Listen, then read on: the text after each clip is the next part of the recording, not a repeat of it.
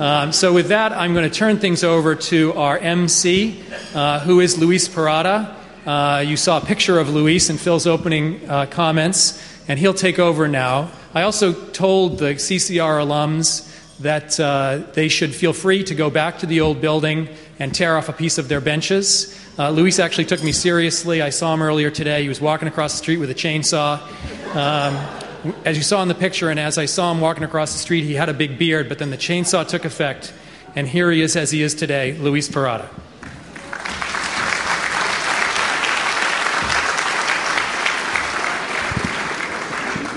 Thank you, Tyler, my friend, and it's a pleasure and an honor to be here, and of course a privilege. And I think that we should begin by congratulating Tyler on his leadership, together with all of his colleagues, for not just the symposium, but for the transition from the Cancer Center to the Koch Institute. Tyler, thank you very much for holding the flame.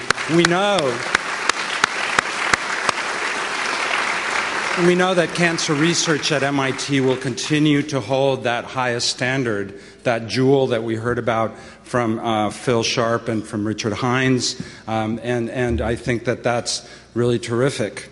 Now, it is, for me, really amazing to come back to MIT after so many years. Those were such important years in my life. I actually started at MIT in 1979 at the Cancer Center when I joined Bob Weinberg's laboratory and left in 1985. So that was a period of importance that I will never forget scientifically, but also in terms of the friendships and seeing so many of you that I have not seen in these 25 to 30 intervening years is quite a remarkable and wonderful and warm event for me. Now, in coming back here, there obviously are some amazing things. You walk down that corridor from Building 10, which I did today twice. It hasn't changed. It's exactly the same way. Vannevar Bush still lives there. I mean, the things that go on in this place is just amazing to me how things haven't changed. Yet, you walk back to where the honorable and venerable Cancer Center is, and things have changed dramatically. Because in 1979, when I joined, Kendall Square was basically a dump. It was a wasteland of warehouses, and there was the Cancer Center, there was the fire station, and there was the F&T lounge. And all of you who were here in 1979 remember the F&T. The amazing thing is that so many of us are still here because basically our arteries should be completely clogged, because when you look up greasy spoon in the dictionary, there's a picture of the F&T lounge. I don't know when it went or where it went, but it has warm times. I saw all of my colleagues there. This was the only place we had. There was no legal seafood for us. There was nothing quite like the way that it happened afterwards. And so it is true, Tyler did see me going into the Cancer Center today. Some graduate students were very gracious to me. They saw I was now an old fogey as I walked in, and they pointed out that there were signs that said, "Welcome, MIT Center for Cancer Research alum," which was very nice. And I went up, and I'll be honest, I went up because I wanted to see Margarita Siafaca, because she was one of my favorites, and she wasn't there. But I dearly wanted to say hello to her. I'll come and give you a hug a little bit later. In walking into the Cancer Center, I realized that, things hadn't changed, but I had, because it looked tiny. I went to my old bench, and I was like, there were 3 people working on this bench. I cannot believe how small everything looked. And it really, to paraphrase a famous saying, I think one can look at that building and say, never have so few done so much for so many in cancer research in such a tiny, minuscule space. And so congratulations on your brand new building. You're going to get all of the space that you all deserve to do what you want. Also for me, beginning in the Cancer Center was extremely, moving and it was very important, but I thought that in my first month in Bob Weinberg's laboratory, it might be my last month in research, because it is true what they said, that at the 5th floor of the Cancer Center, the lights were never out. And so I found it amazing, the rhythm of work there. And two postdocs took me under their wing, Fred Alt and Steve Goff. And they were fantastic postdocs to have as mentors, because they taught me how to do plasmid preps. They taught me how to make diazo paper to do RNA blots. They got me into this chin-up competition. We had a chin-up bar. And in the wee hours of the morning one night in my first month, they said, they were talking about rock climbing, and they were bragging about this rock climbing move where, you know, you're going up a crevasse and you have to stand basically horizontally on your hands and feet and make your way up the crevasse. And Steve bragged that he'd done it many times, and you know, they said to me, "Can you do it?" And I was like, "Well, you know, if you guys can do it, I can do it, right?" And the next thing I know is I'm flat on my belly on the corridor of the Cancer Center, walking my way up the wall of this corridor right by our little Wednesday conference room at 2 o'clock in the morning. And I actually did it. I don't know exactly how I did it. I'll tell you what, when I got to the top, there was only one way to get down, and that was to let go. I thought, well, okay, fair enough, I did that. I know that this was on a Tuesday night. And the reason that I know this is because on Wednesdays at noon, we had floor meeting. And floor meeting was in this tiny little room that no longer exists, I discovered today, where everybody from the Houseman, Sharp, Weinberg, and Baltimore labs crammed into, and we had this intensive meeting where 1 or 2 graduate students talked about their data. And we got in there and sat down, and Phil Sharp, who I barely knew at the time, said, "Before we begin floor meeting, I want to bring up something."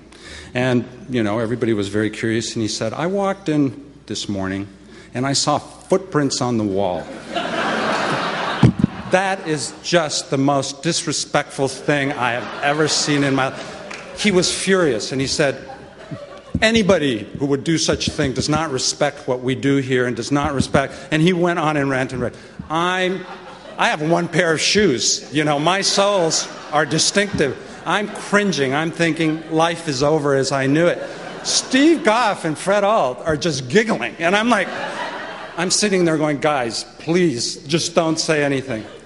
Needless to say, I avoided Phil Sharp for the next 4 months, under the assumption that if he did know who it was, that maybe he would forget about it.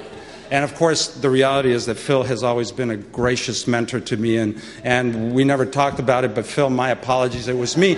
But it was really Fred and Steve's fault. They put me up to it.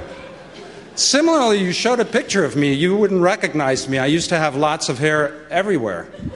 Now I don't so much. Mopping, this mopping picture, Varda Rotter immediately remembered the event, as I do too. I was mopping up radioactivity, tremendous amounts of it.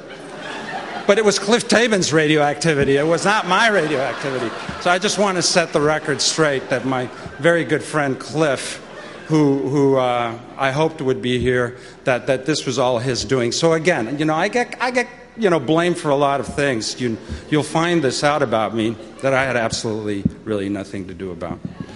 Okay, in 1983, and this is my last little comment before I introduce Nancy Hopkins, it was a bittersweet moment because the Whitehead Institute was created through the force and energy of David Baltimore, and some of us had to pick up our stuff and move across the street. And we were very sad to do it, and I was very sad when I walked into the 5th floor today to see that all of our height bars that I had carefully painted when everybody joined the laboratory are no longer in the Cancer Center. In fact, when we moved to the Whitehead Institute, it was a bittersweet moment too. The bitter one was that the person who was the plant manager at the Whitehead Institute, Tom Peoples, was the character that Steven Spielberg used to create Darth Vader. And so, you know, when we moved in, started measuring people on the wall, he came over there and wanted to destroy me, and I had, you know, to bring out my trusty, sword and light sword and fight him off. So that was the bitter part. The sweet part, and there are rumors about how this came to be, and I won't get into rumors because I don't believe in spreading rumors, but was that David Baltimore bought this beautiful convertible Saab. It was just awesome. It was a beautiful car. Funnily enough, over the course of the next year, all these other Saabs started coming into the course. It was sort of like, I think the faculty decided one way of being successful is to have this really nice Saab. But the reality is that, that meant that he had to let go of his very orange VW Rabbit. And I purchased that very orange VW Rabbit from David, and for a good price. It was a fair deal, and I loved that car, and I was proud to drive it for the remaining 2.5 years of my stint at MIT. And then when I graduated and moved to Paris to do my postdoc, and that's another story that I have no time to tell you about tonight, I had to sell my VW Rabbit. And so I put signs up around MIT, VW Rabbit is a little old, a little used, whatever. Nothing was happening. Nothing was happening. Time to leave was coming close. And then I had this idea. So I took the subway up to Harvard Square and went to the biolabs and put up exactly the same signs with the same picture of the VW Rabbit, but I wrote underneath it, original owner, David Baltimore. In 24 hours, I was in a bidding war. It was the most amazing thing you've ever seen. I had calls from every graduate student and postdoc in the biolabs, and they all wanted this car. So David, I made a great deal. I feel these 25 years later that I should have shared the proceeds with you, because I think I might have sold the car for more than I bought it from you for. But the reality is that, I was a poor graduate student and I needed the money to go to Paris. But I have to say that, time passes and we remember all of these old memories. Phil didn't let us reminisce this morning, appropriately so. This is just a bit of a reminiscence, and for me it's a great honor, but a more important honor is that next I get to introduce Nancy Hopkins.